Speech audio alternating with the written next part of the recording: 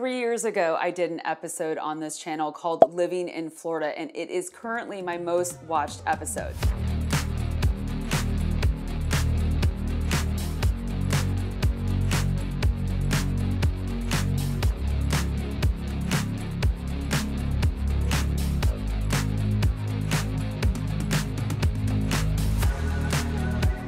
Needless to say, a lot has happened in the last 3 years. So today we're gonna talk about what it's like living in Florida now.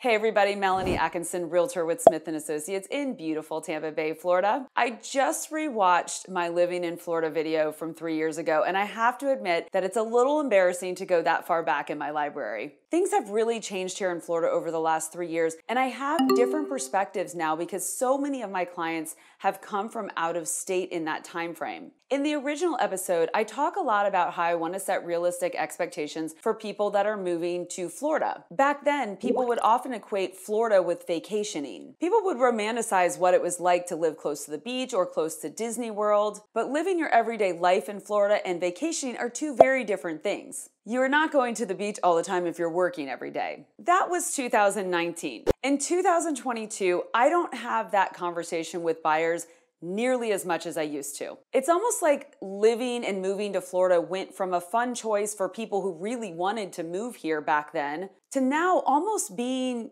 sort of a necessity for people. Like, I guess I have to move to Florida now. Now, most of my buyers are still excited about their move to Florida, but a lot of people's timelines got moved up in the COVID years. Or for a lot of people, they never even had Florida on their radar until it was. Back in 2019, I rarely had clients from California or Oregon or Washington State. Now they're everywhere. The Economist magazine reported just last week that from July 31st, 2020 to July 31st, 2021, 260,000 more people moved to Florida than left, which is the equivalent of adding a city the size of Buffalo, New York to Florida's population in just 1 year. Florida is now the #1 destination for both American and foreign movers.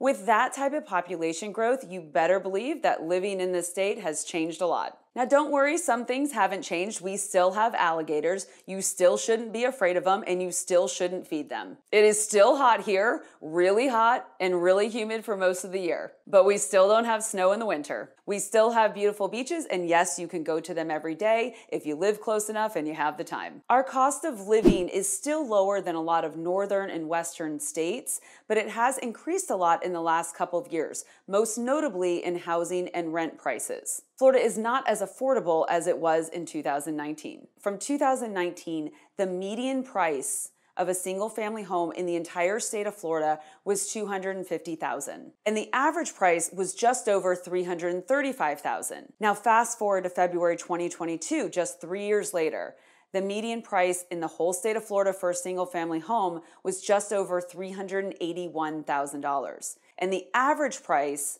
was $543,977. That is a 66% increase in median prices in just 3 years, and a 61% increase in average prices. Further, in 2019, the housing inventory was 4.3 months. Now it is less than a month. We have seen a decrease of 79% of available inventory. The cost for homeowners insurance and flood insurance has gone up a lot too. Check out a video I did a few months back with my insurance partner, Maria. It gives a lot more explanation as to why these costs have gone up. Our property tax rates haven't gone up too much over the past 3 years, but the taxable value of a house for anyone who bought in the last 3 years is much higher than people who bought before then. For example, if you bought a house in South Tampa in 2018 and you paid $600,000 for it, your taxable value might be somewhere around $500,000. You put a homestead on it, that locks in the taxable value for you. That same house in 2022 is probably selling for $1 million to 1.1, which means the taxable value of that house is going to be around $800,000 or $900,000. That's a really big difference on taxable value. So if you're coming here now, the cost of owning a home is much more expensive than it was back in 2019. I am still finding that most of the buyers that are coming here are okay with that increase in cost because it's still less expensive to live here than it is to live in a lot of other states. Plus the fact that we don't have state income tax, and a lot of people just don't care that our housing prices have gone up 66%. A lot of that is because housing prices have gone up everywhere in the country. For us locals, it's really hard to wrap our heads around how much prices have gone up. When I talk to my out-of-state buyers and ask them what it's like to really live in Florida, there is one thing that comes up more than anything, and that is driving. I talked a lot about this topic in 2019, and the problem has only gotten worse with the increase of population. A lot of our cities don't have the infrastructure needed for this increase. We don't have reliable public transportation, and locals who know where they're going drive like they're in a NASCAR race. People will often ask me why Florida drivers pass in the right lane. We pass in the right lane because drivers drive slow in the left lane. We use the speed limit as a suggestion, and drivers will tailgate you until you get out of their way. Our population is made up of people from all over this country and the world. Different areas have different driving styles, all of which merge together here in Florida. On top of that, half the people driving on our interstates don't really know where they're going. It's absolutely terrifying if you aren't used to it. And for those of us who are used to it, the frustrations are real. Please, please, please, on behalf of all of Florida residents, do not drive in the left lane unless you are actively passing somebody. Just because you are going the speed limit does not grant you access to the left lane. In fact, you are probably driving 20 miles per hour too slow to be in that lane. We wouldn't pass in the slow lanes if we could pass in the left lane like we're supposed to. The roads would be far less chaotic if everyone just followed that one little rule, please and thank you. So what about the weather, Melanie? Is it really as bad as it seems? The weather hasn't changed too much since 2019, although we did see an odd amount of tornadoes touch down late fall, early winter of 2021, including one at my childhood home in Fort Myers. In general, Florida has been pretty lucky skirting the biggest hurricanes that have happened over the past few years. Knock on wood. Every hurricane season we have to be prepared, and if you're moving to Florida, the hurricane season is 6 months long and you need to pay attention. One of the improvements that are being made, we have had an influx of newer construction over the past 7 years. Newer homes are built with new construction codes, and they're typically built at higher elevations. So these new homes aren't prone to flooding quite as much as older homes were. They typically will have impact windows or hurricane shutters as well. Street flooding and drainage is a big concern, especially for cities with outdated drainage systems. I know the city of Tampa has been working on our drainage for years. On an everyday basis, residents in the state of Florida worry more about the everyday storms that come through in the summer months than we do about big hurricanes. We have a lot of warning for hurricanes. Let's quickly address some hot button subjects when it comes to living in Florida. Despite what a lot of my well-meaning commenters say, Florida is not in fact full. We might be having some growing pains and the local population might be struggling,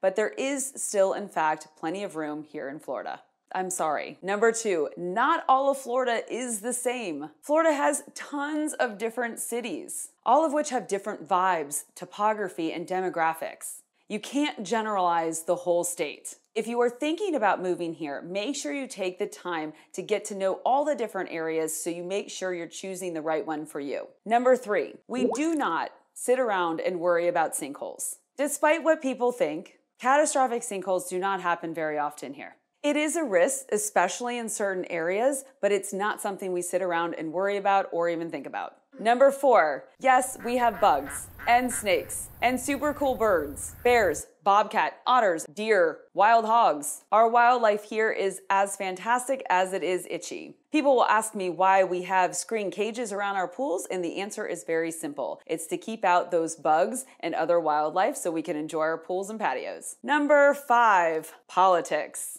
I typically prefer to steer clear of this topic, but because it has been such a big deal over the past couple years, I do have to address it. Whether you agree with Florida politics or not, it is a very big reason why a lot of people have moved here over the last couple of years. I will let you draw your own conclusions about what that actually means. Florida is the largest swing state in the nation, and in the last 12 presidential elections, Florida has voted for the winner in 10 of those 12. Number 6, are most people that move to Florida retirees? Florida used to be known as God's waiting room, but that has changed a lot. We have dynamic cities that appeal to younger generations. Companies that typically employ younger people are coming here more and more. The median age in Hillsborough County, which is where the city of Tampa is 36.3 years old according to the Tampa Bay Business Journal. South of Tampa in Sarasota County, the median age is 55.7 years old.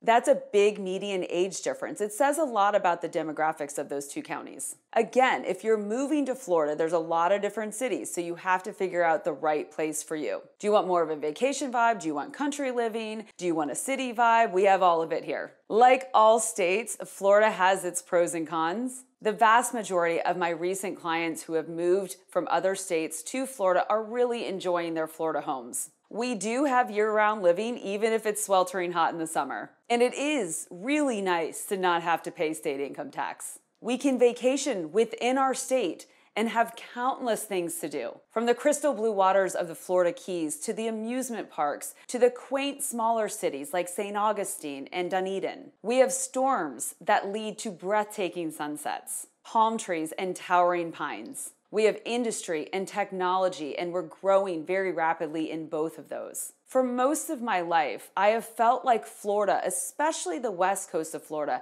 has been underestimated, almost the butt of jokes. But those of us who have lived here for a long time know how special this area is. The fact that other people are discovering it now isn't a surprise. In fact, I'm more surprised it took so long. I hope this video helped if you're thinking about living in Florida, and if you are going to be buying or selling real estate in the Tampa Bay area, give me a call or check out my website. All that info is in the description of this episode. If you're looking for something else to watch on my channel, check out the video that I did on Safety Harbor and Dunedin, two really great cities in the Tampa Bay area. Thanks for watching. With love, Melanie.